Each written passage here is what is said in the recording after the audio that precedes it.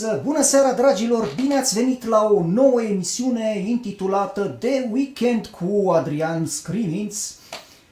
Și iată că cu ocazia penetrării în emisiune a 3 crai de la răsărit și niciodată nu am mai avut atâția invitați și v-am obișnuit săptămâna și invitatul. În această seară superbă cu descrețirea norilor la Brașov, pentru că de aici se dă ora exactă a emisiunii, vom avea 3 invitați. Dar, dragilor, săptămâna trecută, în urmă cu 2 săptămâni, am avut-o pe Analia Selis. Săptămâna trecută s-a întâmplat un miracol. Un miracol post-decembrist. Nu am mai avut în istoria omenirii balet clasic. Și s-a întâmplat și acest miracol.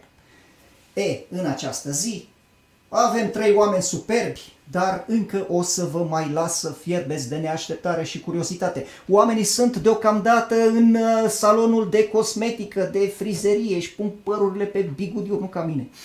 Se aranjează. Păi, una emisiune de Weekend cu Adrian Scriminț. Nu ne jucăm. Până atunci, să facem o retrospectivă frumoasă a săptămânii trecute, așa cum săptămâna viitoare vom face o retrospectivă a ceea ce se întâmplă azi.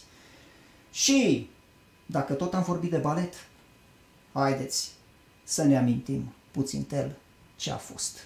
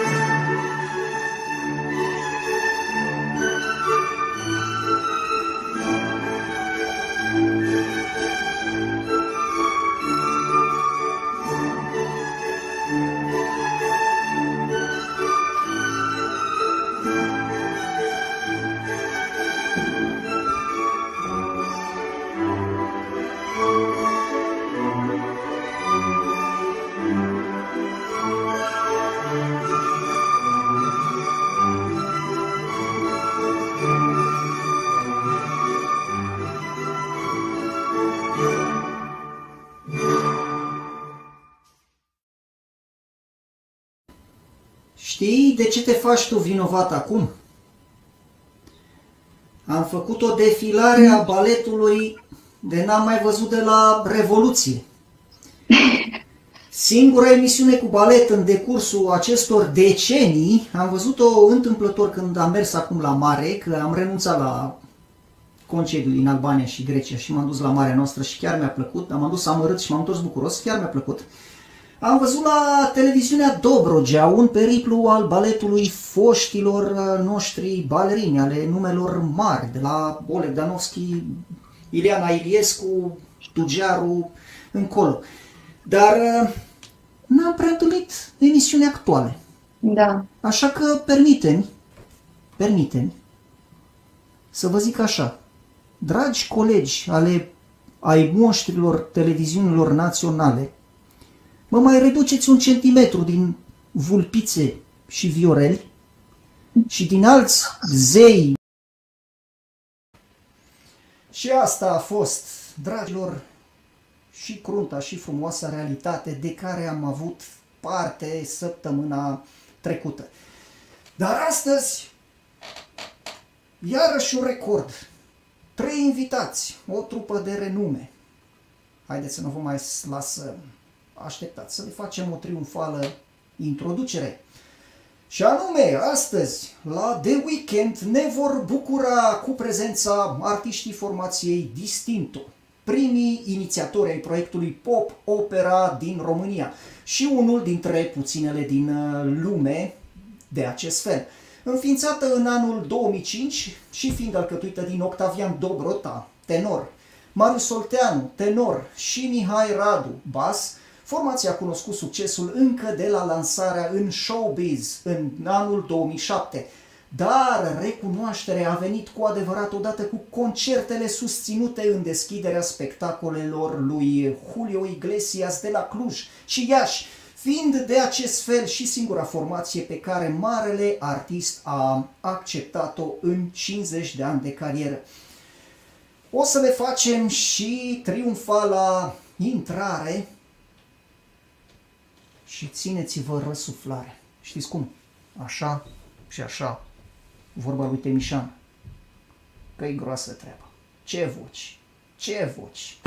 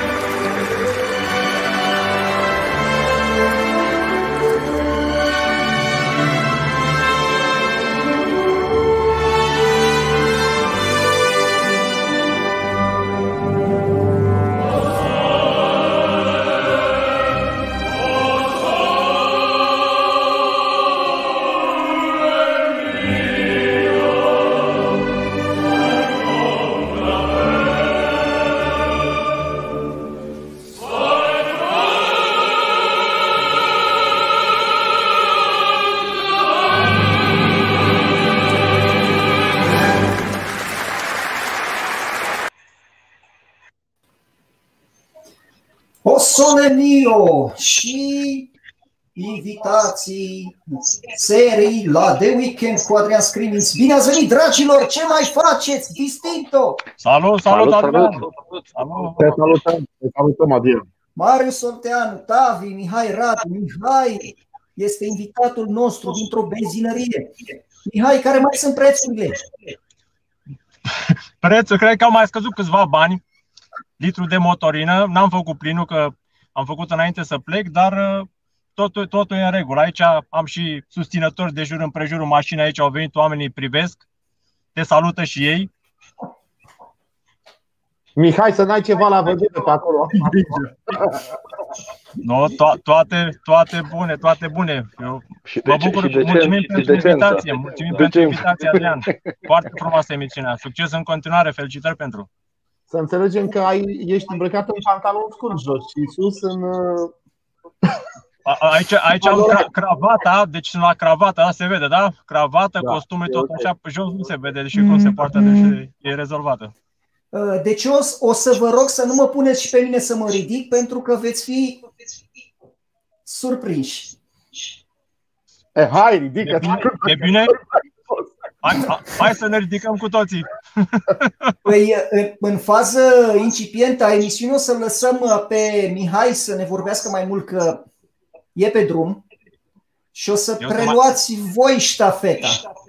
Mai am vreo 3 ore de mers și, în primul rând, îți mulțumim, Adrian, pentru invitație. Ne bucurăm că suntem alături de tine.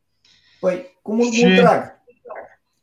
Ce să spunem? Uite, ne bucurăm că va resuna prima noapte și la Radio Transilvania. Vezi că băieții ăștia sunt cuminți. Stau la casele lor, cu soțiile, cu iubitele. Nu umblă pe coclauri. Tu încotro mergi. Păi, vine sezonul și trebuie să tăiem... Singur. Nu sunt singur. Sunt singur acum în mașină, dar nu sunt mai multe persoane, suntem mai multe. Acum am lăsat pe mine singur să fie liniște. Sunt pe drum, mergem să tăiem animalul preferat al românului. Știi, cea mai bună pasăre e porcul, știi cum e? Să mergem în provincie și am rezolvat, acum s-a nimerit, am zis că trebuie să particip la emisiunea ta de oriunde, știi cum e? Se poate participa, asta este cel mai important și avem ocazia online să putem să fim în orice colț al țării, al lumii, ne vedem, deci nu e problemă. Inclusiv pe știrile Transilvaniei TV. Uite, eu acum când mă uit la mașina ta, le văd contururile rudelor tale și prietenilor cum dansează frig acolo, dar îi mai ținem încă în ger, că te mai fructificăm. Nu, și pe tine și pe prietenii. Le place. Nu da. Uite, eu știu foarte multe din viața voastră, dar telespectatorii noștri nu știu. De unde până unde numele de Distinto? Cine ne poate explica? Numele Distinto? Dacă tot așa a fost liniște, asta explic eu. Distinto înseamnă în limba italiană distins și distinct. Adică așa cum muzica noastră am vrut să fie, știi? Am vrut neapărat un nume italian pentru că pop opera, să spunem, derivă ca gen din genul operei, să-i spunem, într-o oarecare măsură, și atunci cred că a fost cel mai potrivit nume. Așa cum muzica noastră este diferită, distinctă și distinsă, așa și noi vrem. Bine, nu suntem noi chiar acum distinși așa, dar am zis să fim așa mai ca în familie, să zicem, ca o petrecere în familie la tine aici. Corect. Că tot exact, și bazele s-au pus la un pahar, într-o toamnă târzie, așa, la un pahar de vin fiert. A fost și da, și tot ceva distinct și distins. Uite, în același timp. Ne-ai surprins din sufrageria fiecăruia, ca să zic așa. Corect. Inclusiv din... Că e cel mai frumos aici în sufrageria mea, e super aici. Da. Inclusiv din bolidul lui Mihai. Corect, exact. Corect. La lumina lumânării aici, deci am lumânarea frumos, așa. Pe la ce evenimente puteți fi întâlniți în țară, chiar și uite în străinătate? Știi că răspunsul cel mai des întâlnit la artiști este nu avem concerte, dar paradoxal Vom avea concert de Crăciun, un concert care se va fi pe la sala de Otopeni a Centrului de Cultură și o să dăm informațiile pe site-ul nostru pe Distinto Live, pe pagina Distinto de Facebook, unde veți putea vedea acest concert un concert de colinde. Iată că totuși avem un concert fără public în sală, dar cu o mulțime de public, un numeros public în fața televizoarelor, calculatoarelor, laptopurilor și telefonelor. Și deci avem un concert. Incredibil, dar adevărat. Comentariile curg, dar o să le citim cu prima ocazie când vom derula un alt videoclip de-al vostru, dar până atunci vă mai fructific. Vreau și eu să știu ce include repertoriul vostru. Hai să lăsăm pe Marius un pic, să-i auzim suava voce. Vrei să-mi auzi suava voce? Să știi că vocea mea e o voce normală, nefabricată. Nu încerc să fiu tenor și în viața de zi cu zi. Nu încerc să vorbesc impostat, așa că voi vorbi normal. Așa cum mi se pare că trebuie să vorbim toți normal. Trebuie să vorbim ca și cum am cântat dragul meu. Majoritatea cântăreților apelează. Probabil că le teamă să nu obosească vocal și apelează la impostarea sunetului chiar și atunci când vorbesc. Da, mi se pare o chestie fabricată, așa că voi vorbi pe gât, cu riscul de a obosi. Repertoriul nostru conține atât piese proprii cât și de larg interes internațional. Sunt piese foarte cunoscute la care am luat și noi parte. My Way, You Raise Me Up, îți dau așa foarte puține exemple. Sunt piese din repertoriul formațiilor din România, trupelor de succes rock, adaptate pe stilul nostru pop-opera. Am încercat în toate piesele să ne aducem personalitatea noastră vocală și interpretativă. Chiar dacă, să spun, în unele piese poate am încercat să fim cu o manieră mai soft, mai lină, mai ușoară, mai romantică. Așa cum am abordat noua noastră piesă Prima Noapte. Mi-e foarte greu să vorbesc despre fiecare piesă. Fiecare piesă are istoria ei. Dacă mă gândesc când ne-am adunat prin 2005 și am început să repetăm My Way, nici nu știam de unde să-l apucăm, credem. Cum să-l cântăm în felul ăsta. Am învățat împreună unul de la altul, am ascultat foarte mult. Ne-a plăcut, am avut și exemple. Il Divo de afară, abia de un an, mi se pare, se afirmaseră. Totul am făcut și asta a fost bucuria mai mare, când construiești împreună. Ne-am bucurat împreună, am muncit, ne-am criticat constructiv ca să iasă mai bine.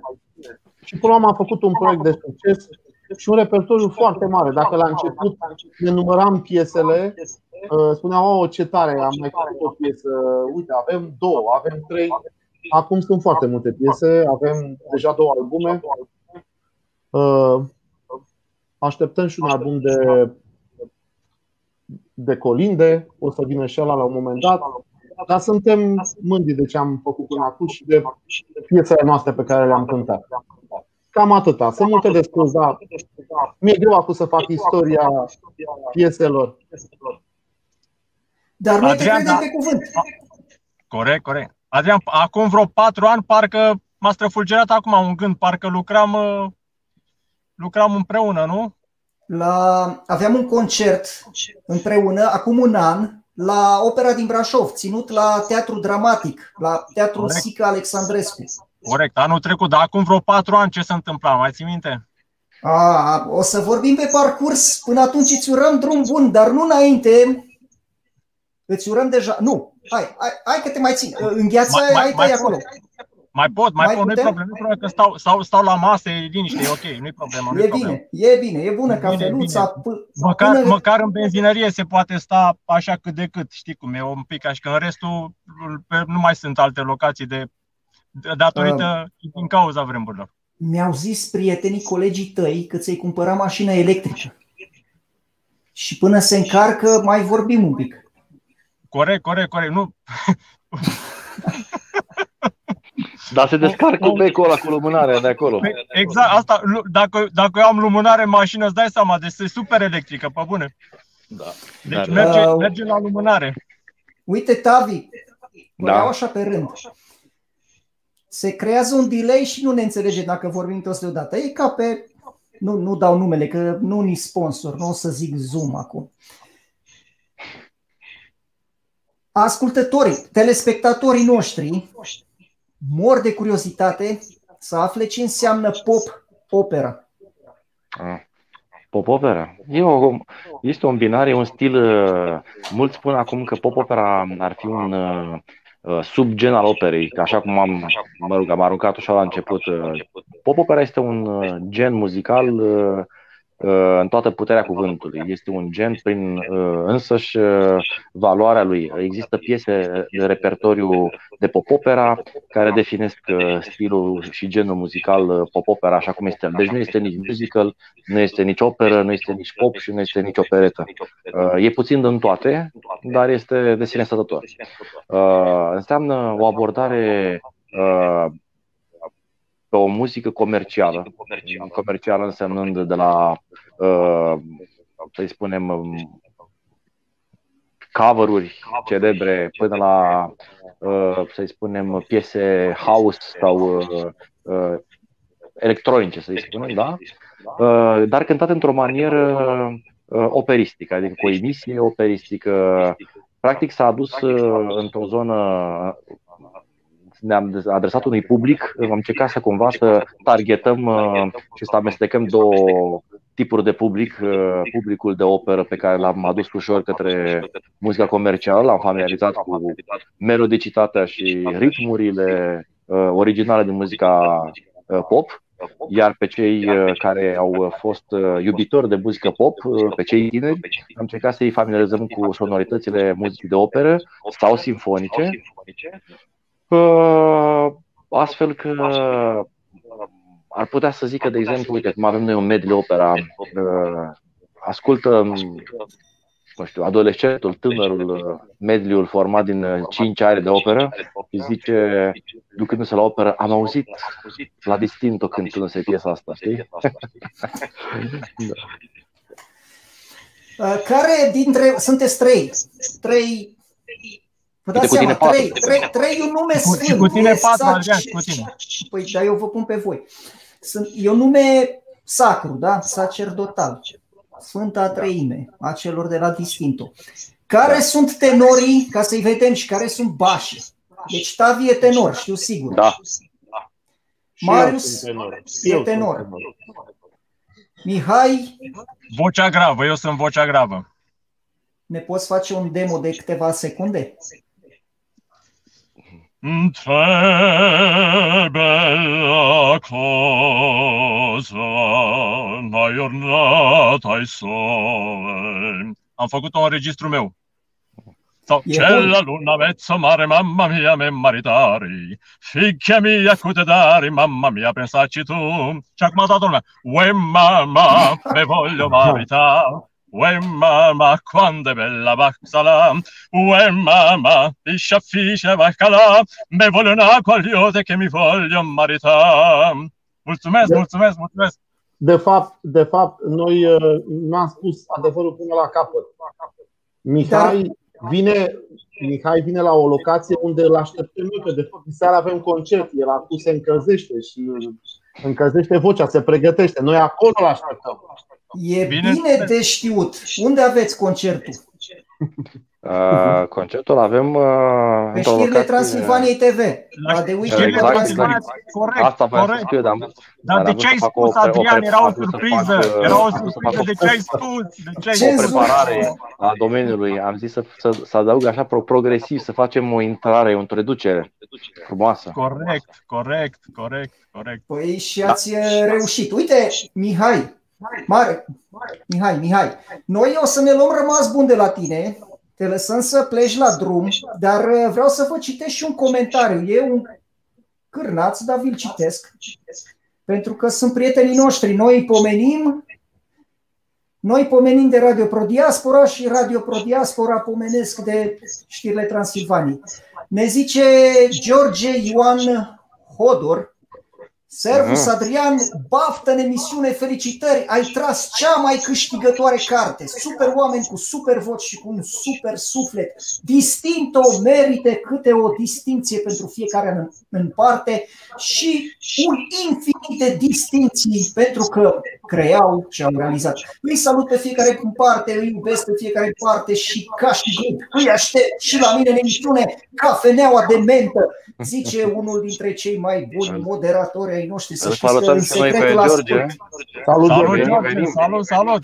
Venim, așa cum știți, vom veni în preajma Crăciunului și la el în emisiune la Radio Pro Diaspora. Băiat fain, actor de al nostru, nu știu de unde e, de la Cluj, de la voi sau din Iași, Hodor? Știu că e de la Teatru Tănase, sigur. De la Teatru Tănase era, da. Teatru Tănase? Suntem de la București. George, să știți că în secret îl ascult, îi mai pun câte un like, că nu mă doare mâna, nu e atât de greu mouse-ul. Dragi,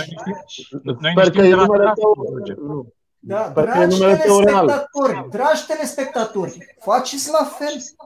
Nu costă nimic un like, un mouse acolo, intrați acolo la The Weekend cu Adrian Scriminți. Fraților, e gratuit. Și uite ce invitații avem. Distinto, prima trupă de pop-opera din România, inventatorii acestui stil la noi în țară, că au mai apărut și alții, nu? Au mai apărut. Da, mi se pare normal să apară. E până la urmă loc pentru tot sub soare. Eu merg pe ideea că fiecare entitate are publicul lui. Noi ne ducem, cum să spun, e ca și o iubire.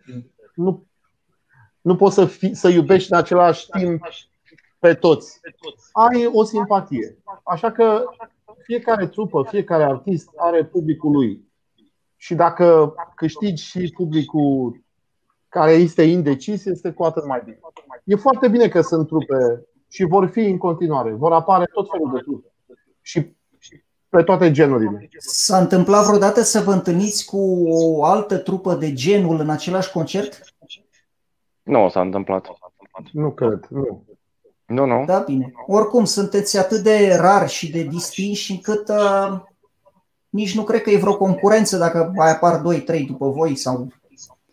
Nu există concurență. Nu există concurență. Adrian, trebuie să fii cea mai bună versiune a ta. Concurența asta e iluzorie. Am trecut de stadiul liceului, copilăriei, când ne concuram, că ăla are freza mai mare, ăla are nu știu ce mai mult. Nu există concurență. Concurența este cu tine, nu cu cineva. Nu te războiești cu cineva. Asta e o greșeală, e eroare. Până la urmă, judecătorul suprem este publicul, știi? Și vezi exact acolo, adică atâta timp cât tu îți obții laudele din aplauzele pe care publicul tău ți le dă, nici nu mai contează cine ce face altceva. Publicul cu siguranță apreciază și prestațiile altora, nu trebuie să fie exclusiv, nu avem un contact de exclusivitate cu publicul, poate veni, se poate duce oriunde. Publicul să asculte orice gen de muzică, pentru că muzica este făcută să bucure sufletele, să bucure și să intre în casele, inimile, sufletele tuturor, în toate formele. În lumea asta, prima trupă de genul... de la suflet către suflet. Asta e ce mai important, muzică. În lumea asta, prima trupă care a inițiat acest gen a fost Il Divo, clar. Cred că în 2004 a fost, nu știu dacă s-a putea 2003, atunci a fost. Iar anul 2004. Acolo. 2001 a fost. 2001? Fiecare continent, cam în fiecare țară, este câte o trupă pop-opera. Asta ce înseamnă? Că își face vreodată Il Divo probleme? Că există, că după ei a venit un șir nesfârșit de trupe pop opera, nu are nicio problemă. Cum n-are nici Il Volo, care a venit după Il Divo. Adică nu e o problemă. Știi care a venit și după noi chiar, Il Volo. După noi, da. Il Volo s-au luat după noi. Nu. Să vă pun o întrebare capcană, dar e faină. Da. Așa, aveți sute de show-uri.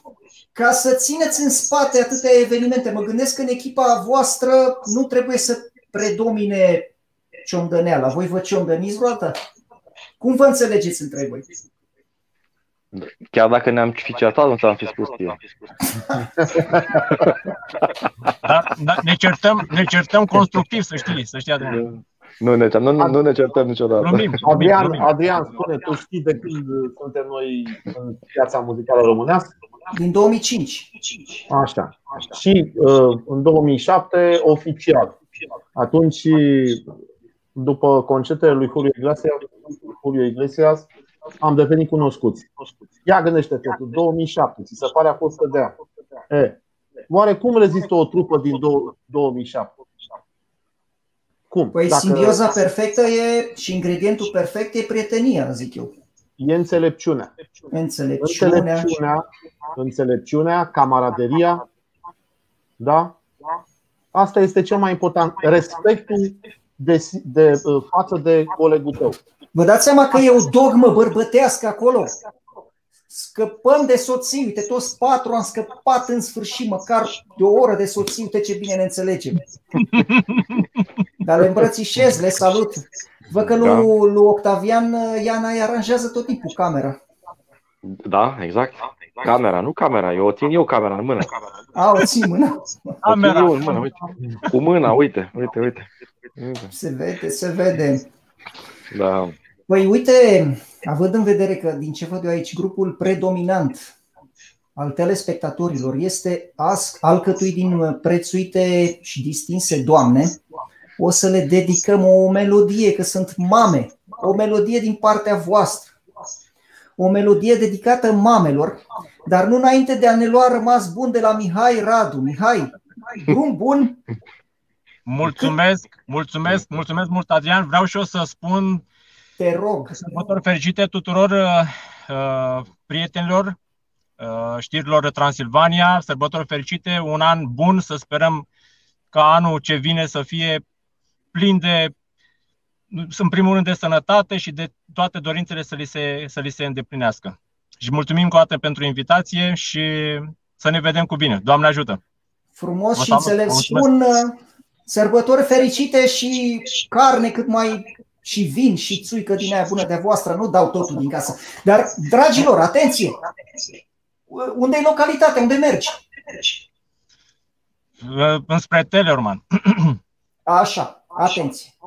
Da. Când treceți la Teleorman, în localitatea unde câteodată merge și Mihai Radu, treceți acolo după carne de porc, după zaibăr, după că sunt oameni buni și darnici. Și spuneți că v-a trimis Adrian Scriniț. Corect. Și dacă vor mai multe, dacă vor mai multe amănunte, să intre pe pagina noastră de Facebook Distinto sau pe site-ul nostru distintolife.ro și acolo primesc mai multe amănunte. Vezi că la spontaneitatea asta a voastră nu m-am gândit. Dar ne zice un prim-ministru să ne reprofilăm și atunci e bine și cu carne, cu zaibăr, cu astea, vedem ce fac artiștii. Dar astăzi vorbim, vin sărbători, hai să vorbim de lucruri frumoase. Nu despre cum vor fi câinii cu colaci în coadă peste 2 zile. Să vorbim despre Distinto, despre muzică, oameni buni. Mihai, te salutăm, te îmbrățișăm, drum bun, iar noi trecem la o melodie, nu? De acord? Mulțumesc, toate bune, salut, mulțumesc. Salut. La revedere, ai grijă cum conduci, Mihai. Cu mult drag și drum bun. Drum bun. Mersi, noi ne vom... Emisiune frumoasă în continuare, salut, toate bune, mersi mult. Noi ne vom delecta cu... Hai că vă pun să ghiciți. Ghiciți ce melodie este.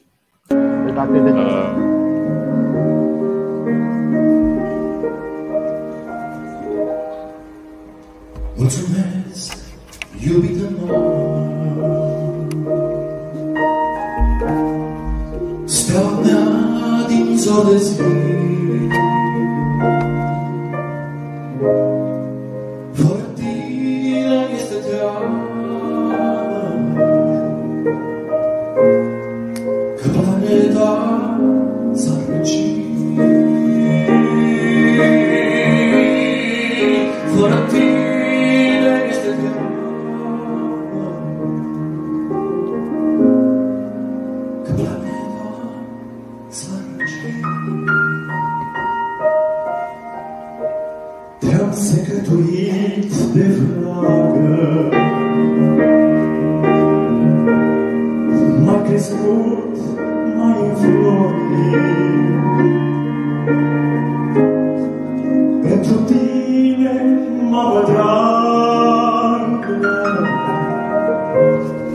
Soarele e nesimțit. Pentru tine, mamă dragă, soarele e nesfințit. Mamă frumoasă, primul meu rai,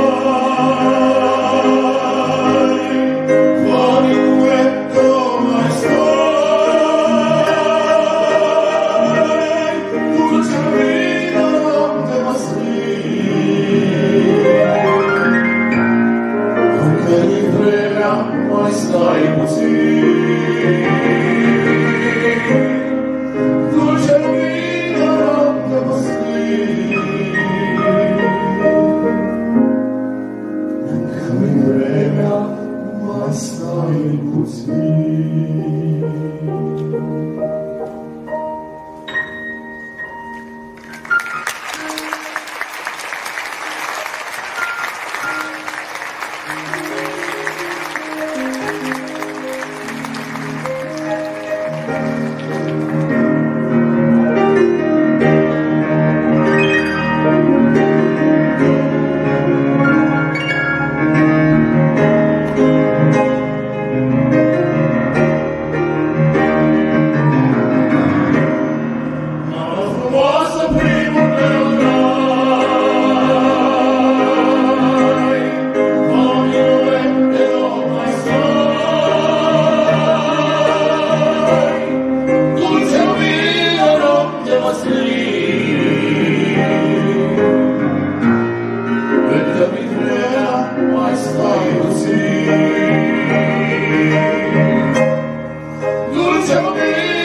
iubita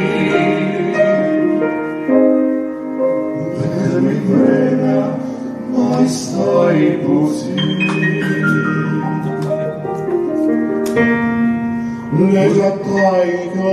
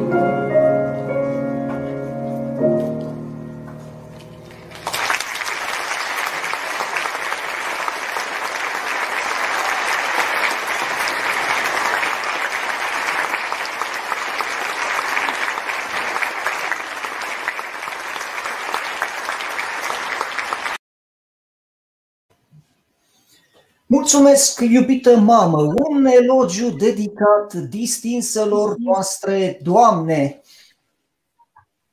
Cum vă descurcați voi acum? În timpuri pandemice ați mai avut evenimente? Da, curg evenimentele. În sens negativ. Da. Da? Dar sunteți activi, măcar așa, între voi țineți legătura, vă Adrian, noi antrenați? am avut, trebuie să ținem legătura cu publicul, astfel că în această toamnă am lansat un nou single, Prima noapte, creație Adi Cristescu, muzică, text, sound, mixaj, master, voci, tot. Este modul nostru de a comunica cu publicul și de a ține legătura, chiar dacă nu prin concerte, măcar prin a le oferi cadouri muzicale, cum e această piesă minunată, Prima noapte. Prima noapte. Da. O să ajungem și acolo, să vorbim un pic despre noul vostru album. Dar până atunci, din aprilie încoace ați mai avut vreun eveniment Nu, care asta să vă spuneam. asigure subzistență? Eu cred că ați mai avut. Nu. Nimic? Niciunul nu a fost. Absolut niciunul. Aoleu. De ce să facem? Să începem să spunem așa. Noi aveam programate foarte, foarte multe evenimente. Toate s-au anulat, toate au căzut și nu poate să. Adică poate se poate ca să se folosească expresia am mai avut ceva doar de a da bine. Aici, nu datorită nouă s-a întâmplat această situație. Mi se pare normal totuși ca artistul să poată exista și prin concerte. Deci nu prea putem da la coșul de gunoi chiar așa de ușor arta în general. Nu mă refer numai la muzică. Și nu e normal să se întâmple chestia asta așa cum se întâmplă în România.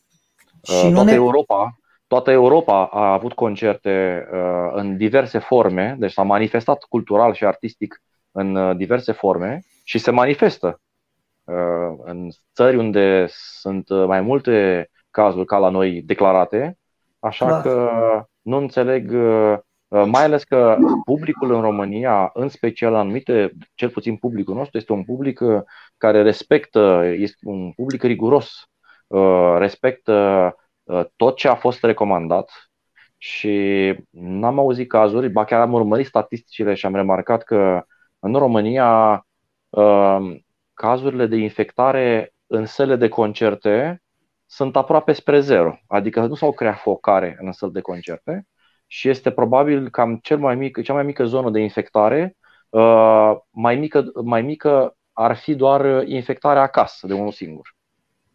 Deci nu prea am înțeles de ce s-au dat cu barda în artă, dar așteptăm și noi. Adrian, Tavi când spune că sunt mai multe forme în care artiștii se manifestă afară, se referă la faptul că ei cântă în săli de spectacol. Da, absolut, adică, asta mă refer. Adică el nu se referă, că poate nu a înțeles, el nu se referă la faptul că acolo se fac concerte ca la noi online sau se adună în piață mașinile și se uită pe o scenă. Nu, se țin concerte în săli, cu distanțare, cu oameni responsabili, unde vorba lui se infectează aproape de zero, da? Ca acasă. Numai la noi sunt sălile închise de teatru, de spectacol, ba și școlile. Și exact. Iar un domeniu unde statistica ne arată că este sub 1% pericolul de îmbolnăvire. Clar. Nu mai spun de clasele primare, adică acolo chiar e aproape de zero, 1,4. Să ții copiii acasă să se uite într-un aparat 5-6 ore pe zi, da? Acum nu mai e o problemă. Până acum câtva timp, toți psihologii spuneau că mai mult de o oră e grav dacă stă un copil, mai ales un copil mic de 7-8 ani în fața. Acum nu mai e nicio problemă că stau 5-6 ore, da? Nu mai au nicio problemă. Așa cum nu au nicio problemă că noi artiști nu ne putem exprima într-o sală de spectacol. Nu, asta nu este nu e o necesitate a noastră, a țării, să se manifeste cultura. Se pare că nu. Nu, sunt altele sunt prioritățile, dar cultura nu. Asta nu ne hrănește. Și aș mai vrea să mai remarc entuziasmul pe care pe internet, pe mediile de socializare, anumite persoane publice l-au luat, avântul pe care l-au luat în a lovi în artiști și în nevoia artistului de a se exprima. Nu am reacționat în niciun fel. N-am considerat că este momentul să ne luăm la harță cu astfel de persoane pe internet. Repet, persoane publice care nu activează neapărat în domeniul artei, jurnaliști, lideri și așa, care cred că e foarte bine ca artistul să vadă, sau uite cum ai spus tu mai devreme, că nu numai cineva din conducere a zis că artistul trebuie să se reprofileze, ba chiar și anumiți jurnaliști au spus treaba asta, că artiștii ar fi bine să se reprofileze. Mi s-a părut foarte interesant avântul pe care l-au luat aceste persoane. Mi se pare interesant că omul, adică acești oameni fac apel ca omul să trăiască, adică să trăiască din niște necesități strict fiziologice și cam atât. Adică încercăm, repet, nu mă refer, noi nu suntem aici ca să criticăm metodele de combatere a pandemiei. Mă refer acum la cei care, că cine combate pandemia dă niște legi probabil pe care le consideră optime pentru eradicarea acesteia. Pe mine mă intrigă entuziasmul pe care îl au la vederea acestor măsuri a unor jurnaliști. Știi despre ce vorbesc? Adică mi se pare că sună bucurie că s-a întâmplat chestia asta. Sună așa ca un entuziasm. Uite, ce bine că a apărut pandemia, să-i mai liniști și partiștii ăștia, că prea și-o luaseră în cap. Cam așa sună. Pentru că eu cred că suntem identificați cu cei maxim 25 de artiști care apar non-stop pe scenă, sunt într-un mega show, sunt plătiți și în alte 4 sunt voluntari, dar numai ei și numai ei apar și atunci suntem identificați noi, câteva sute de artiști din spatele lor, chiar mii. Adrian, dar știe cineva ce în spatele scenei? Ce stă în spatele imaginii pe care tu o vezi, producției, cât muncește omul ăla ca să iasă chestia aia. Și toți le facem calculul, wow, a apărut nu știu care X artist de nu știu câte ori, câți bani o fi luat. Ăla este super bogat. Sunt oameni care nici 10% nu câștigă din câți bani investesc în imaginea lor și în munca lor. Ca să, uite, chiar mă uitam și fac acum o extrapolare spre soliștii de operă, spre exemplu, și soliștii liberi profesioniști, aceia care vin gaști, invitați și care au o muncă titanică. Ăia studiază de rup pământul, plătesc pianist, plătesc casă de asigurări, plătesc impresar, plătesc tot. Ce fac ei acum? Știe cineva ce fac ei? Fac foarte rău. Și nu mai, adică e o problemă universală. Și noi repede sărim să-i blamăm pe toți artiștii. Wow, se vede. Ia să-i mai dispară din aroganță. Că prea e arogant. Eu știu, e cu nasul pe sus. Știe cineva, nu știu, ce simte un artist pe scenă înainte să cânte? Sau în timpul cântului, când publicul e tot focalizat spre el? Știe cineva ce trăire are el? Repede aruncăm cuvinte. Și aruncăm rapid cuvinte ale reprofilării. Păi de la vârsta de 5 ani înveți să faci balet, de la vârsta de 5 ani înveți să cânți la un instrument, de la 5 ani, de la 4 ani înveți să cânți cu vocea. Cum să te reprofilezi? Adrian, a cui este vina asta? Eu cred că vina asta este o vină, cum să spun, undeva mult mai adânc. Pentru că poate lumea nu știe că noi n-am făcut muzică din plăcere. Noi nu stăteam pe baie să cântăm. Sau noi nu fluieram pe la ora de muzică. Noi am făcut pe brânci din clasa 1-a. Da? Studiam câte 5-6 ore pe zi. Deci muzica asta se face din plăcere, dar este muncă titanică ca să poți să ajungi pe scena ATN-ului, radioului, pe scenele mari ale țării, să interpretezi ceva frumos, ca oamenii din sală să li se pară că este foarte ușor ceea ce faci. Când ți se pare că este foarte ușor ceea ce faci, înseamnă că omul ăla a ajuns și a atins scopul, că a muncit foarte mult să ajungă la performanța aia. Noi tot, și asta spun nu din cauza artiștilor, este o chestie de educare a publicului. Toți suntem percepuți ca și cum am face-o din plăcere. E o chestie de bon ton. Ca și cum am cântat cu chitara la un foc de tabă. Nu. Păi și zâmbetul ăla e studiat pe scenă. Ușurința aia cu care ne arătăm e arhi-studiată în ani de zile. Arta este fantastică pentru că prezintă viața într-o clipă, știi? Dar și trăirile artistului, adică consumul unui artist este exact ca și cum și-ar trăi o viață întreagă într-o clipă, știi?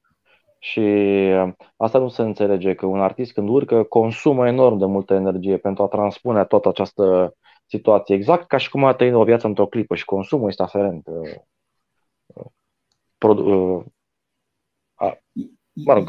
Iar eu presupun că toți 4, îl includ și pe Mihai, care e pe drum, Presupun că toți patru suntem oamenii Târnăcopului, oamenii Măturii, a datului cu Bidineaua, dar o facem când vrem noi, pentru rude, pentru soacre, pentru apartamentele noastre, dar nu când ni se impune, că acum avem în altul privilegiu, ne zicea un prim-ministru, avem în sfârșit în altul privilegiu și oportunitatea să ne reprofilăm.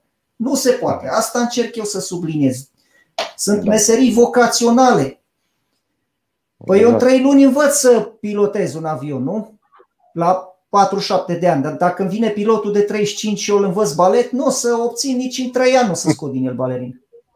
Înțelegeți unde vreau să ajung? Era o vorbă a unui mare regizor, a unui mare regizor, Hero Lupescu, îl chema, Dumnezeu să-l odihnească, ne-a fost profesor și al lui Tavi și al meu de clasă de operă și ne spunea de un turneu al lui Mario Del Monaco la Moscova, în care, vorbind de anii 60, în care a fost plătit cu $10.000 atunci, o sumă imensă pentru anii 60 și vă dați seama că s-au născut comentarii, mai ales în rândurile mașiniștilor din spatele scenei.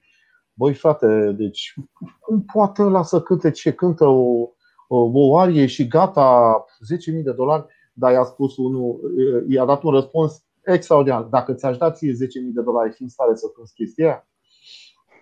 Ca el. Ca el. Ai putea să cânti ca el? Ai putea să cânti ca el. Asta e vorba, că noi comentăm repede. Ei, și ce face? Cântă și mi se pare că e cam bine plătit sau e nu știu ce. Dar dacă ți-aș da ție, ai fi în stare să faci? Ia să te pun odată singur pe scenă să văd ce faci. Ești în stare să treci mai mult de câteva secunde să nu râdă lumea? Sau nu știu, să captezi interesul? Păi o să cânte bine, constatând că și-a descoperit vocea de aur în baie și că toți prietenii, dar mai ales vecinii, l-au trimis la România au talent. Și atunci... Da, Adrian, eu vreau să spun că mai am 1%, să știi, baterie. Sunt aproape de epuizare și casca se conectează exact la sursa de alimentare, deci nu pot alimenta în același timp. Așa că probabil că s-ar putea să vă părăsesc la un moment dat. Vei vedea videoclipul Luna post-absentum. Post-absentum. Sper să-l văd aici ca să vedem ce am reușit să facem împreună cu 3 ani în urmă. Da? Hai să-i dăm drumul acum. Și tu ai rămas la fel de zvelt. Exact. Măi, să știi că apare celulita și un fenomen foarte neplăcut la bărbați. L-a lăsat bateria. L-a lăsat bateria. Da. Uite, îți spuneam, Marius. Da. Apare un fenomen foarte neplăcut la bărbați, un fel de colac galben pe margini, care se numește celulite. N-am crezut că există așa ceva. Da, și de-aia trebuie să mai tragem un pic de fiare. Că... Da, nu mi-am pus problema asta vreodată. Baletul nu mai are efect. Nu o să mai trecem încă la Luna, hai să mai tragem un pic de timp. Da, mă gândesc cu mare respect pentru meseria voastră. Am avut colegi, am stat în internat la liceu de muzică și aveam colegi de cameră balerini. Ce muncă titanică, Doamne! E o muncă foarte, foarte intensă și un consum nervos. Să încep din clasa 4-a cu exerciții fizice inumane. Adică, și mi-aduc aminte că profesorii de atunci de balet, că descendența ai școlii rusești și a modului lor de a se exprima erau foarte duri. Mi-aduc aminte că vorbeau foarte dur, că răsteau, erau foarte severi. Nu știu unde ai făcut tu balet, eu știu de baletul care se făcea la București. Am lucrat cu foarte mulți ruși. Am lucrat în 7 teatre internaționale. Cel mai mult mi-a plăcut în Novi Sad, cel mai modern teatru al fostei Iugoslavii. Dar să ținem minte că școala artistică, fie ea balet sau artă corală, este implementată de fostul bloc sovietic. Au și... Dar n-am înțeles niciodată de ce trebuie să fie acel stil dur de a lucra cu un balerin. Poate că balerinii știu mai bine și poate mă înșel eu, poate că ăsta dă randamentul, dar ca oameni nu sunt duri, ca oameni nu sunt duri deloc. Chiar dacă mă băteau la propriu, mă prindeau de păr și mă întorceau ca să văd balerina, să nu scăp din ochi, după aia nu însemna că nu mă chemau să-mi dea din banii lor o prăjitură și un suc, că eram copil. Dar nu le ții ură, oamenii ăștia ți-au dat o pâine și după aia deveneau foarte, foarte buni prieteni. Mi-amintesc cu drag și mi-a plăcut sistemul lor. Nu țin ură chiar pe niciun profesor din fostul bloc sovietic. Pentru mine erau, adică, cum să spun, era un șoc, mai ales făceam o comparație cu partea noastră instrumentală, unde profesorul se purta foarte calm, deci era o relație foarte liniștită între noi. La voi era foarte dur stilul de lucru. Adică nu vreau, Doamne ferește, cred că toată lumea știe și vorbesc de acum 30 de ani, nu știu. Hai că între timp s-au mai schimbat lucrurile, dar mi-era milă de colegele mele a 6-a, 7-a, care ieșeau în lacrimi câteodată de la orele de balet. Da, cu răcnete, cu vergi, cu palme, Exact. În situația de față ar veni părinții, s-ar sesiza protecția copilului, dar cu protecția copilului nu faci nicio artă de nivel de performanță. N-aș vrea să intru foarte mult.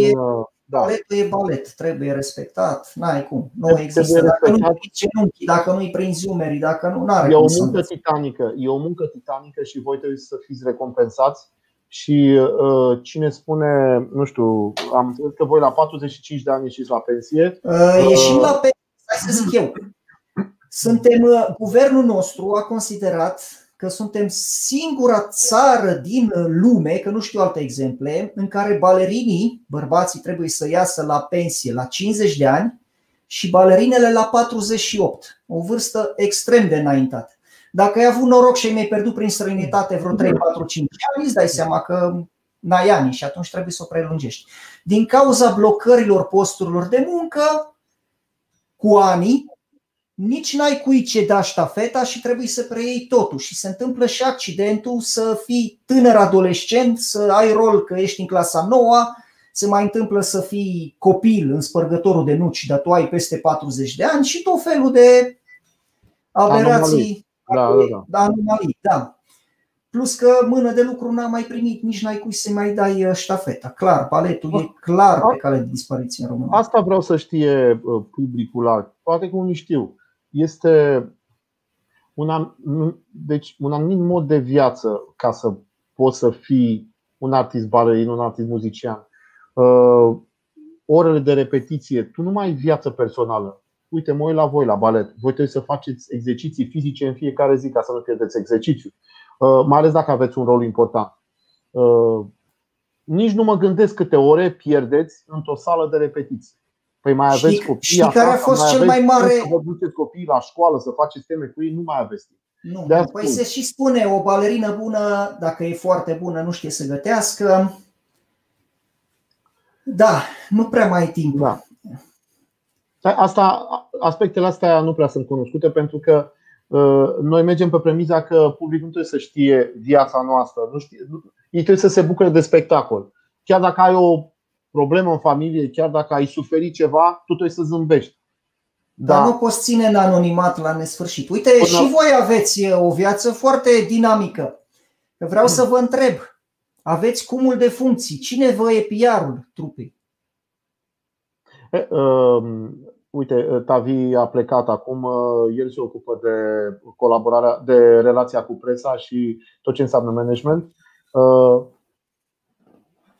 Așa, șoferul cine e dacă mergeți toți patru la drum? Se mai schimbă rolurile, nu este o regulă. Când unul, când altul, ne descurcăm.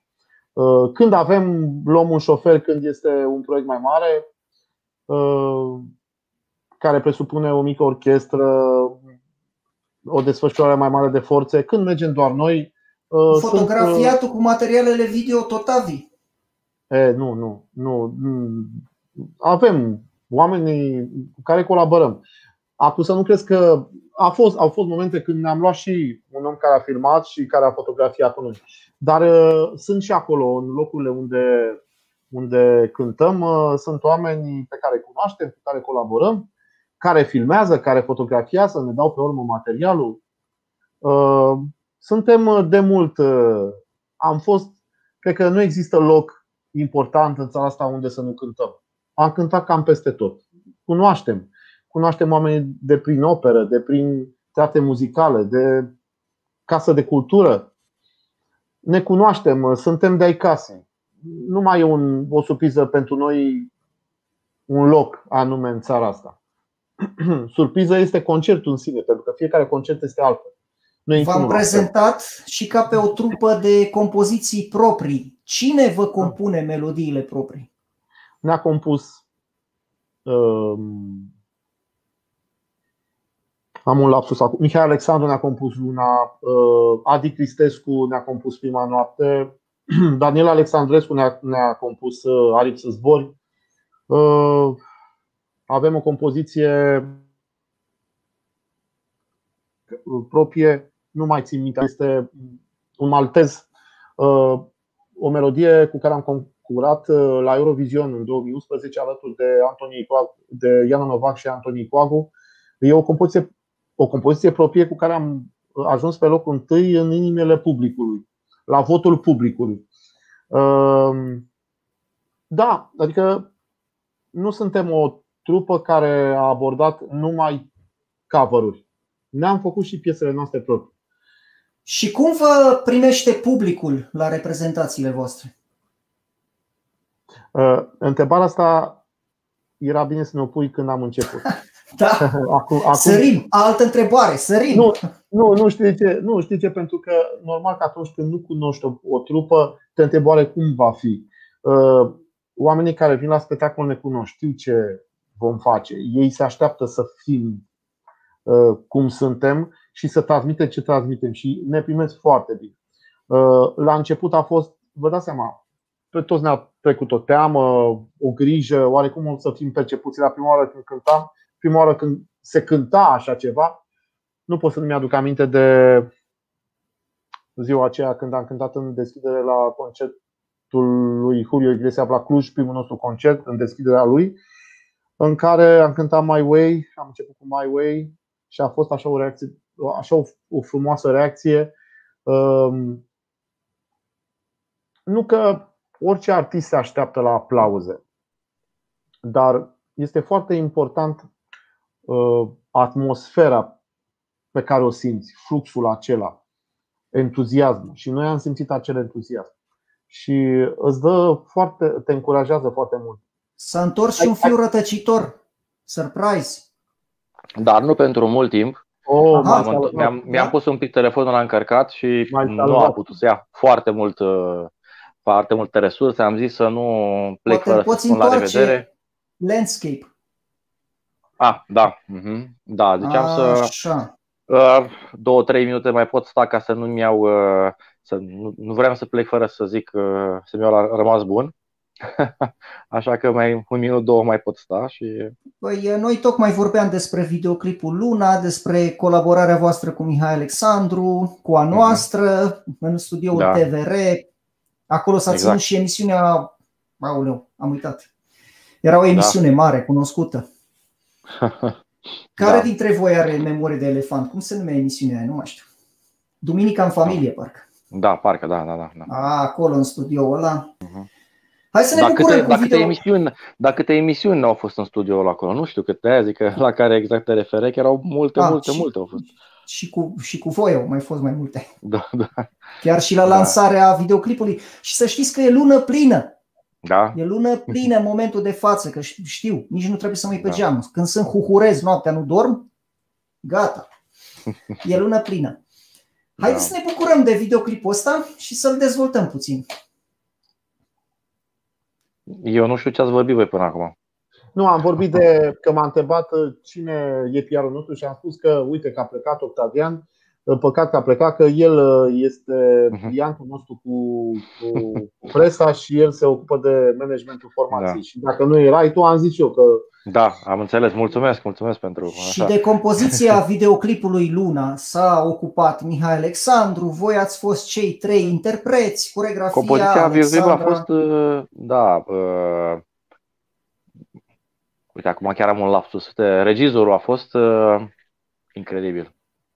Păi să sunăm pe Mihai Alexandru, pot. Am un lapsus acum imens, îmi pare rău pentru... Vezi, dacă stai acasă, se atrofiază. Te-aș ajuta, dar le iau și eu pe nimerite și facem gafe. Da. Parcă baletul erau doi... Știu balerinii cum îi chema. Adevărate aventuri. Alexandra și Adrian Scriniț, coreografia, dar aventuri, că eu a trebuit să dansez în ștrâmpălăii soției mele, pentru că venisem în alt costum și nu dădea bine, că în spate am avut... Asta e ca... Știi că era și un banc pe vremuri așa, care zice, apare un tip într-un bar și zice, cere un whisky și zice, oleu, zice, Doamne, zice, când ajung acasă, rup chiloții soției. Deci nu se poate așa ceva, îi rup, ăsta mai cere un whisky. Iar, Doamne, când o să ajung acasă, rup chiloții soției, deci îi rup. Și tot așa de 2, 3, 4 ori, mai beau un whisky, mai rupea chiloții soției. Dar la ce? Dar ce-i, domne, cu chiloții soției? Ce-ai pătit? Mă strâng de nu mai pot. Și apropo de chiloți, eu i-am rupt ștrâmpălăii soției în timpul filmării și mi se vedeau niște chiloți albi prin ștrampii negri. Mi-a zis Mihai, hai mă, fă-ți treaba, vezi de treaba ta, că nu o să se vadă. Așa că, dragi telespectatori, degeaba vă uitați cu atenție, poate distingeți ceva, dar nu cred. Să trecem la un videoclip memorabil. Dacă Luna. Din nou îmi va cădea bateria, spun tuturor la revedere, vă pup și oricum după videoclip sigur nu mai ține. Rămân și eu alături de videoclip și... Și da. Luna preia ștafeta, dacă îți moare baterie. Nici eu nu o să mai stau. La revedere, la revedere. Seară frumoasă, sublimă. Seară frumoasă, mai bine.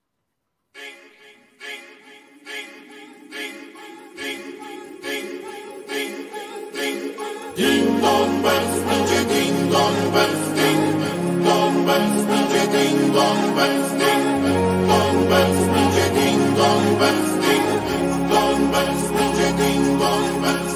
Simt căldură atunci când mă privești, simt că zbor cu tine, când spui că mă iubești. Și iarna mai mult ne va uni, iar nimeni nu ne va despărți. Aș vrea să spun ceva ce tu nu știi. Am visat că va ninge atunci când noi ne vom iubi. Privește spre cer, iubita mea, coboară primii fulgi de nea. Iar cerul așterne un alt covor și mi se umple sufletul de dor.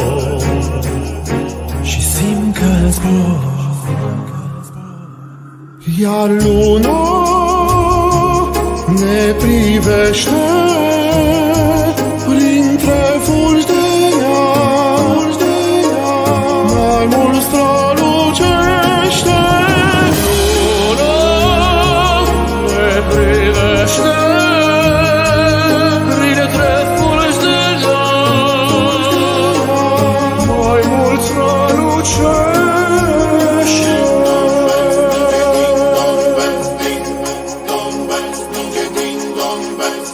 Timpul trece, frigul nu-l mai simte, ating ușor cu privirea te alin. Și totul e mai sclipit, mor de iarna aceasta mi va fi dor. Iar cerul așterne un alt covor și mi se umple sufletul de dor. Și simt că zbor. Iar luna privește printre fulgi de nea, mai mult strălucește.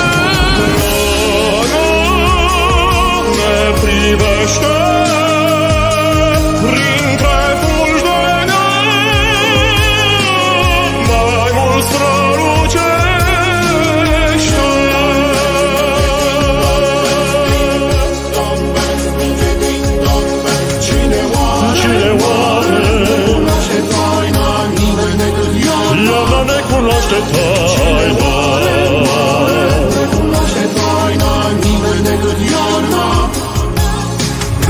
privește spre cer, iubita mea, coboară primii fulgi de nea. Iar luna ne privește prin trei fulgi de nea. Mai mult strălucește ne privește.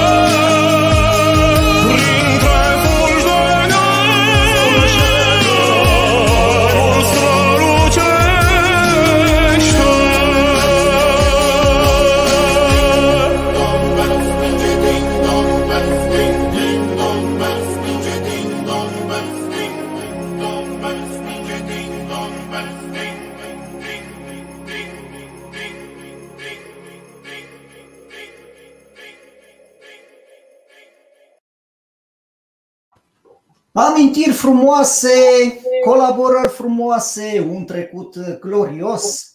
Ne îndreptăm și spre colaborările pe care le aveți acum, conlucrările, proiectele voastre noi. Ați scos un album.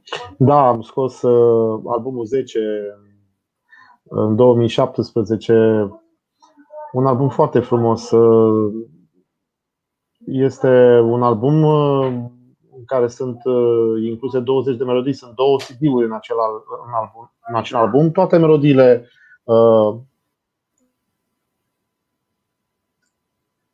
Toate melodiile noastre importante.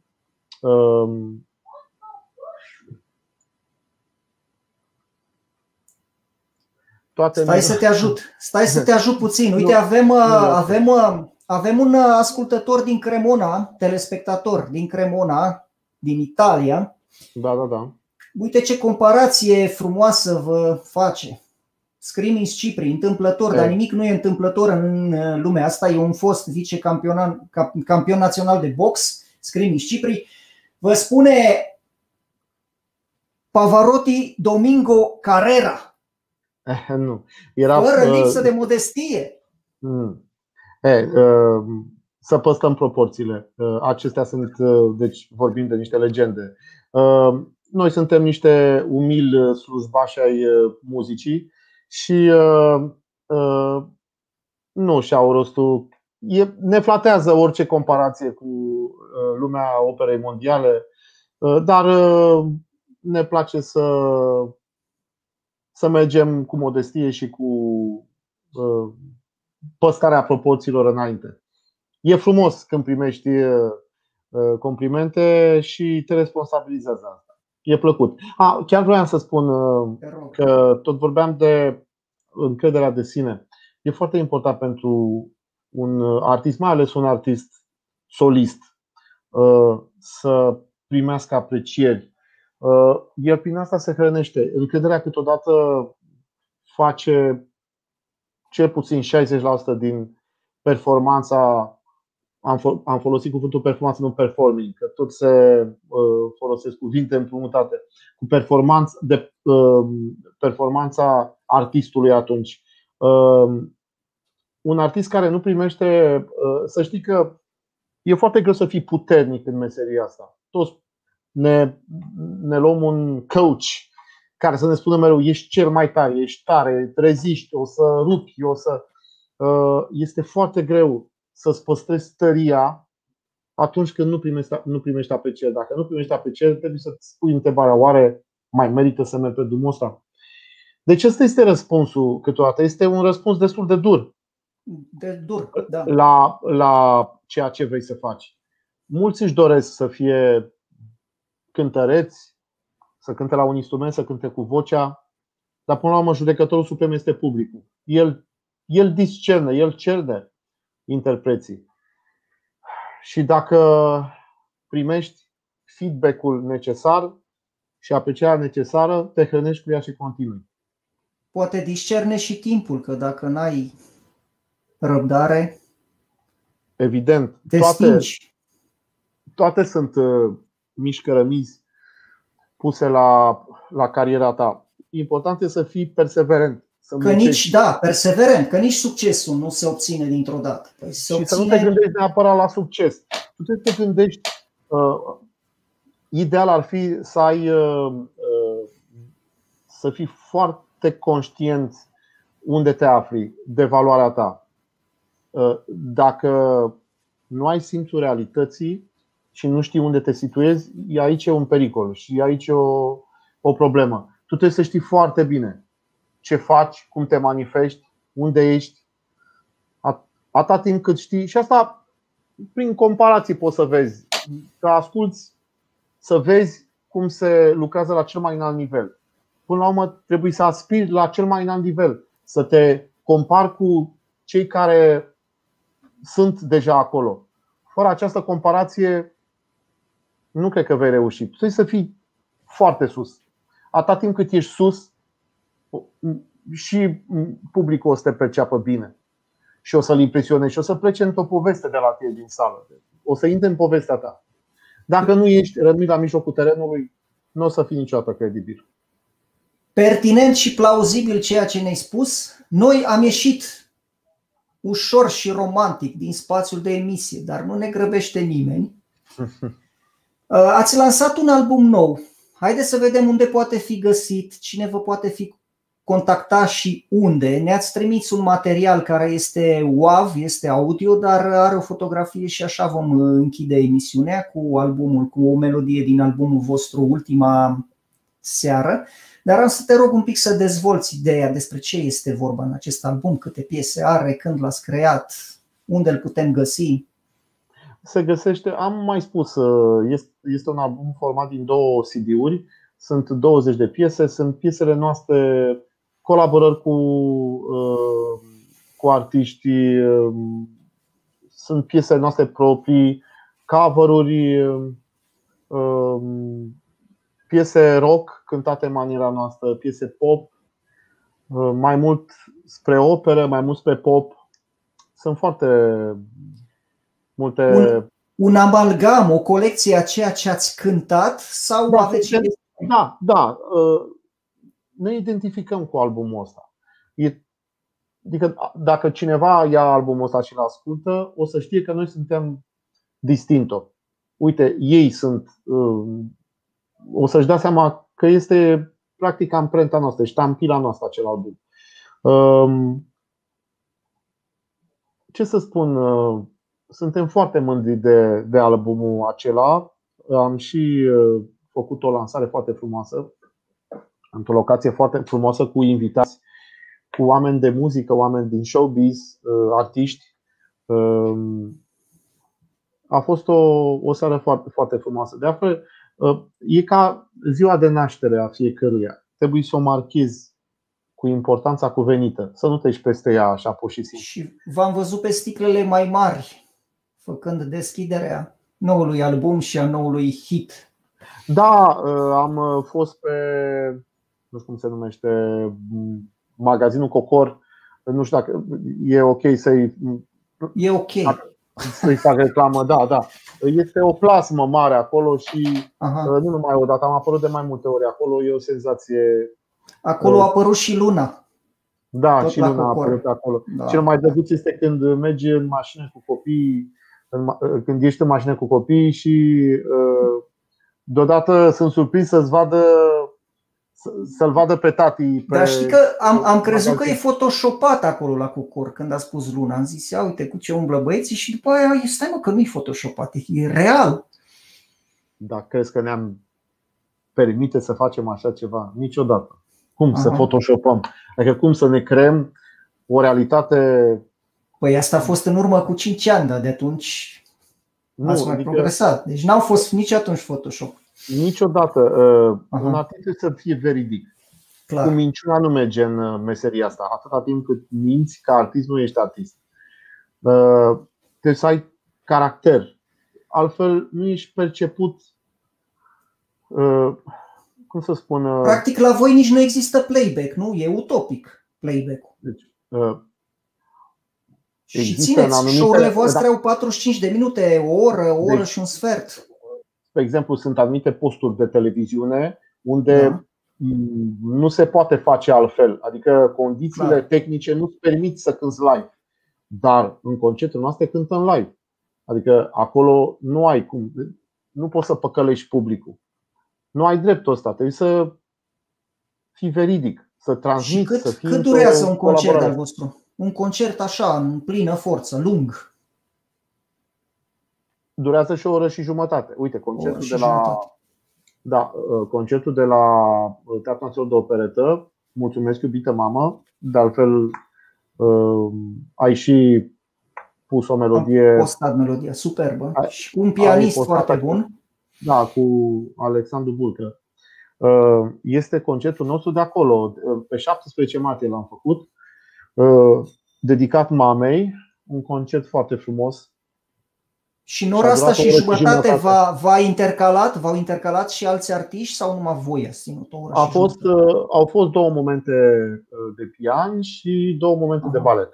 În rest am cântat în continuu cu un public extrem de cald. Au fost la un moment dat atât de multe aplauze și au ținut atât de mult. Te emoționezi, e foarte greu. Vezi un artist. În prisma expunerii unui moment atât de supra-solicitant, totuși, o oră și jumătate, cu 4 momente care au mai schimbat decorul. Dar e foarte, foarte mult și supra-solicitant. Atunci e normal că au venit și căldură. De-aia vorbeam eu de orele de studiu. Pentru că tot antrenamentul pe care îl faci este și ca să reziști la un concert important. Da? Ce spuneam de artist?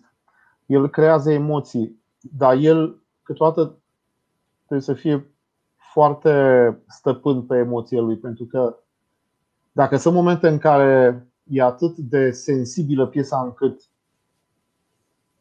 pot să-ți dea lacrimile, tu nu mai poți să cânti ca artist. Știi? Deci de-aia e foarte greu să treci de anumite momente. Au fost momente foarte grele în acel concert, pentru că e și greu să fii un hipnotizator, să te vrea publicul și să-l păstrezi acolo atâta timp. Nu la asta m-am referit. E foarte greu să cânti despre mama. Știi? Adică e un moment foarte delicat când cânti despre mama. Cred că este, să spun, pentru orice om, orice ființă umană, când vorbește despre mama lui, ajunge într-o zonă foarte sensibilă a sufletului. Și mai ales când ești pe o scenă, să și cânti, să-ți păstrezi și până la urmă luciditatea, e foarte greu. Asta vreau să spun. Voi vorbeai de plânsete. Mie mi-e extrem de greu să nu râd în coreodrame. Când eu, de exemplu, sunt pe moarte, sunt o lebădă, vânătorul nu știe cum să mă dea afară, publicul râde, îi auzi râsetul cu lacrimi, râde și tu nu trebuie să râzi, tu trebuie să suferi. Și atunci îți vine să râzi din cauza publicului, dar nu poți, că strici momentul, deci e super dificil. Tocmai aia este, și comicul este complicat de făcut, pentru că acel artist care face comedia, el nu trebuie să râdă, dimpotrivă, el trebuie să o facă atât de serios ca să stârnească zâmbete. El dacă a început să râdă, s-a terminat vraja. Da, râsul nu dă bine, clar. Dar voi aveți și momente comice, presupun, mai ales de anul nou, de Crăciun. Bine, momente comice. Sunt momente mai relaxate într-un concert. Sunt anumite piese mai vivace, mai... Păi, momente relaxante v-am surprins și în cadrul spectacolului de Crăciun al Operei Brașov, care s-a ținut pe scena Teatrului Dramatic anul trecut. Și chiar a fost o simbioză perfectă între voi și public. Mare succes, uite că ne aducem așa aminte cu nostalgie. La Brașov e frumos întotdeauna, e o plăcere să venim să cântăm. Am cântat de mai multe ori, am cântat și în mai multe gale și invitați de maestrul Constantinescu. Prima dată când am fost acolo, într-o gală foarte frumoasă. Am cântat și alături de Felicia Filip. A fost o onoare mereu să cântăm alături de personalități. Și o emoție și o mândrie. Asta vreau să spun. O întrebare ultima. Da. Și o remarcă după aia, tot din partea ta. Unde vă vedeți voi ca trupă în următorii 5 ani? Îmi zic anumiți producători. Uite, un producător care a lansat-o pe Nicole Sherry și colaborează mult cu rușii, că inamicul invizibil va muri de-abia peste 5 ani. Păi ce ne facem până atunci? Dar am auzit și răspunsuri mai optimiste. Hai că mai așteptăm un an și scăpăm. Ce crezi? Ce veți face voi? Deci dacă mai fi întrebat acum un an unde o să te vezi la anul, îți dai seama că nu puteam și n-aveam cum să știu că o să ne vedem acasă. Aveai evenimente în șir indian și nici nu vă prindeam aici pe știrile Transilvaniei, mai mult ca sigur. Că anul trecut nu v-am prins pe Radio Pro Diaspora. Nu știu, noi am mai fost pe radio online. La mine n-ați putut că nu v-am mai prins. Tot timpul erați ocupați, din săptămână în săptămână și s-a dus. Dar nu-i nimic, apăreți la colegul meu. Aveam momente ale anului în care eram foarte ocupați. Chiar luna decembrie era o lună foarte intensă pentru noi. De la emisiuni TV până la concerte. Și pentru că majoritatea timpului îl petreceam pe drum, plecai de dimineață, trebuia să ajungi. Am făcut drumuri până la Oradea, până la Satu Mare și Timișoara. Adică era imposibil să intrăm în direct din mașină. Ce să spun. Dar acum predomină incertitudinea. Nu știți unde veți fi. Nu, îți dai seama. Noi ne dorim să fim sănătoși, să facem muzică în continuare, să facem ceea ce ne place, să fim uniți, să trecem cu încredere peste orice încercare. Și în rest nu mai contează nimic. Totul vine de la sine atunci când îți faci meseria cu seriozitate. Și dacă nu forțăm, poate se așează mai bine lucrurile și perspectivele de viitor. Ideea este că trebuie să fii pregătit mereu, că trenul s-ar putea să vină. Deci noi suntem pregătiți. Acum nu poți să tragi trenul, să spui un ham și să-l tragi după tine mereu. Mai trebuie să vină și singur. Vă mulțumesc foarte mult pentru invitație.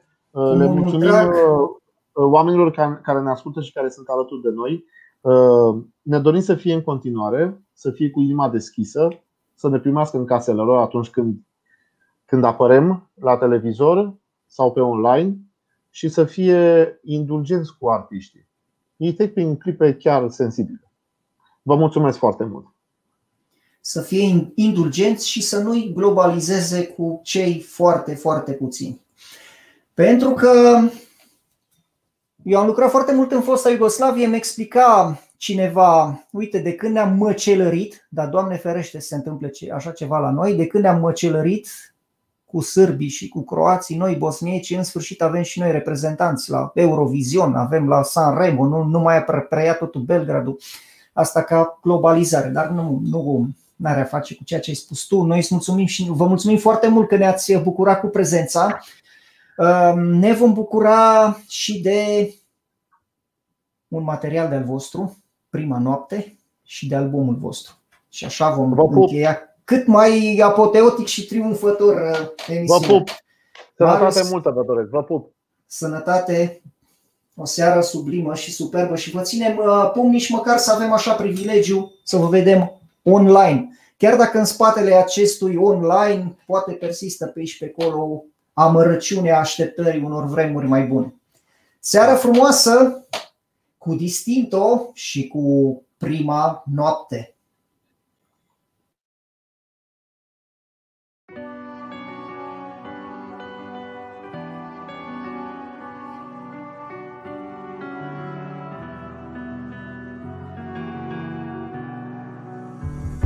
Am înțeles că timpul e mai de preț decât orice și ție-ți voi da tot ce mai bun în viața mea.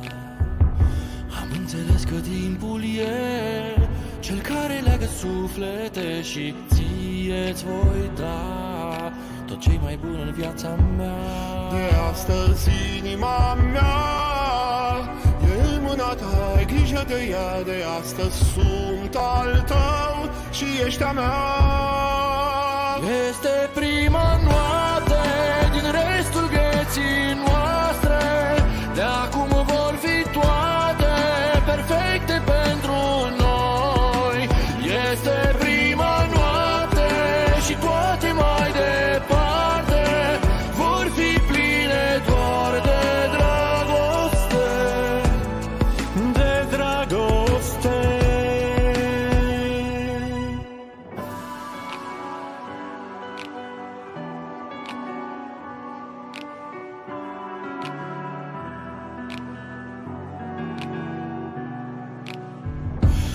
înțeles că fără tine trăiesc o noapte fără zile. Ești lumina mea, ție-ți voi da tot ce mai bun în viața mea. Sufletul meu te cunoaște, parcă din totdeauna. Hai, uite-te în ochii mei, poți vedea visul nostru în ei. De astăzi inima mea e în mâna ta, ai grijă de ea. De astăzi sunt al tău și ești a mea. Este prima noapte din restul vieții noastre. De acum vor fi toate perfecte pentru